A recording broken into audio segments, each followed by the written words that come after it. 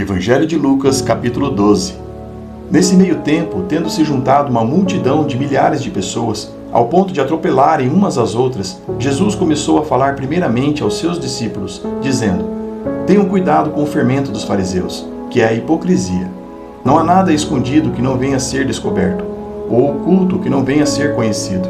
O que vocês disserem nas trevas será ouvido à luz do dia, e o que vocês sussurraram aos ouvidos dentro de casa será proclamado dos telhados. Eu digo a vocês, meus amigos, não tenham medo dos que matam o corpo e depois nada mais podem fazer. Mas eu mostrarei a quem vocês devem temer. Temam aquele que, depois de matar o corpo, tem poder para lançar no inferno. Sim, eu digo a vocês, esse vocês devem temer. Não se vendem 5 pardais por 2 moedinhas? Contudo, nenhum deles é esquecido por Deus. Até os cabelos da cabeça de vocês estão todos contados. Não tenham medo, vocês valem mais do que muitos pardais.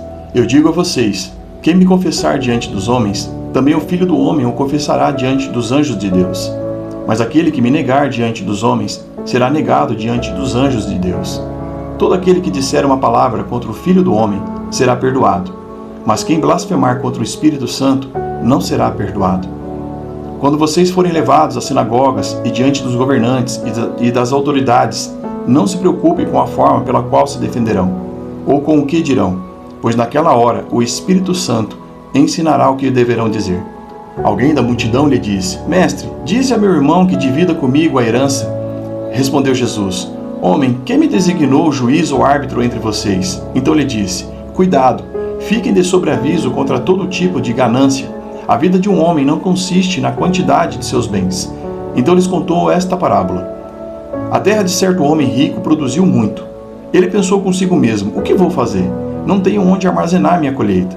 Então disse: já sei o que vou fazer. Vou derrubar os meus celeiros e construir outros maiores, e ali guardarei toda a minha safra e todos os meus bens. E direi a mim mesmo: você tem grande quantidade de bens armazenados para muitos anos. Descanse, coma, beba e alegre-se. Contudo, Deus lhe disse: insensato, esta mesma noite a sua vida será exigida. Então quem ficará com o que você preparou?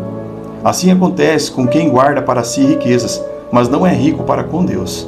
Dirigindo-se aos seus discípulos, Jesus acrescentou: Portanto eu digo a vocês, não se preocupem com sua própria vida, quanto ao que comer, nem com seu próprio corpo, quanto ao que vestir. A vida é mais importante do que a comida, e o corpo mais do que as roupas. Observem os corvos, que não semeiam nem colhem, não têm armazéns nem celeiros, contudo Deus os alimenta. E vocês têm muito mais valor do que as aves. Quem de vocês, por mais que se preocupe, pode acrescentar uma hora que seja em sua vida? Visto que vocês não podem sequer fazer uma coisa tão pequena, por que se preocupar com o restante? Observem como crescem os lírios, eles não trabalham nem tecem.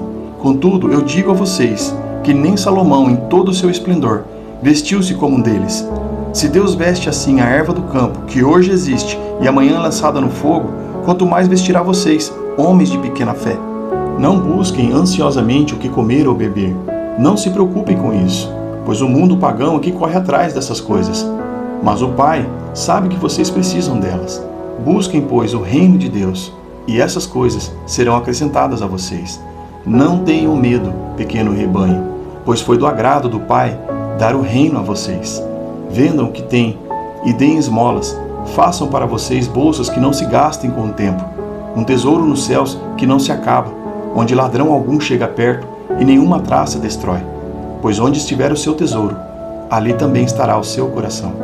Estejam prontos para servir e conservem acesas as suas candeias, como aquele que espera o seu senhor voltar de um banquete de casamento, para que quando ele chegar e bater, possam abrir a porta imediatamente. Felizes os servos cujo senhor encontrar vigiando quando voltar. Eu afirmo que ele se vestirá para servir, fará-se reclinarem à mesa e virá servi-los. Mesmo que ele chegue de noite ou de madrugada, felizes os servos que o senhor encontrar preparados. Entendam, porém, isto: se o dono da casa soubesse que hora viria o ladrão, não permitiria que a sua casa fosse arrombada. Estejam também vocês preparados, porque o Filho do Homem virá numa hora em que não o esperam. Pedro perguntou: Senhor, estás contando esta parábola para nós ou para todos? O Senhor respondeu: Quem é, pois, o administrador fiel e sensato, a quem o seu senhor encarrega dos seus servos, para lhes dar a porção de alimento no tempo devido. Feliz o servo a quem o seu senhor encontrar, fazendo assim quando voltar. Garanto que ele encarregará de todos os seus bens. Mas suponham que esse servo diga a si mesmo: meu senhor se demora a voltar. E então comece a bater nos servos e nas servas, a comer, a beber e a embriagar-se. O senhor daquele servo virá num dia em que ele não espera, e numa hora em que não sabe, e o punirá severamente, e lhe dará um lugar com os infiéis. Aquele servo que conhece a vontade do seu senhor, e não prepara o que ele deseja, nem realiza, recebe muitos açoites. Mas aquele que não o conhece e pratica as coisas merecedoras de castigo, receberá poucos açoites. A quem muito foi dado, muito será exigido, e a quem muito foi confiado, muito mais será pedido. Vim trazer fogo à terra, e como gostaria que já estivesse aceso, mas tenho que passar por um batismo, e como estou angustiado até que se realize. Vocês pensam que vim trazer paz à terra? Não, eu digo a vocês, ao contrário, vim trazer divisão.